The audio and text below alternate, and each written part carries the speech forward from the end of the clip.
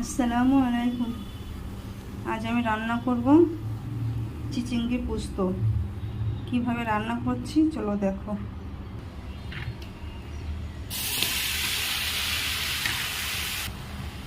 হালকা একটু সেদ্ধ করে নেব। একটা নুন একটু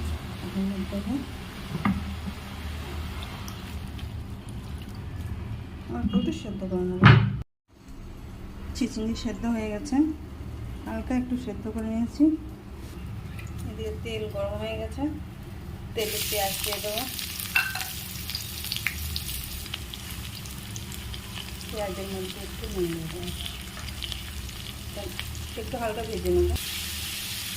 পেঁয়াজটা হালকা ভেজে নিয়েছে, পেঁয়াজ এখন চিচিঙ্গিটাও ভেজে নেব।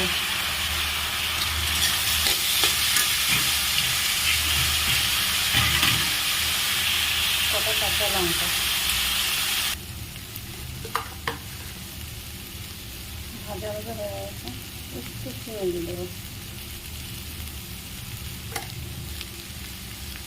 পোস্তটা দিয়ে দেবো।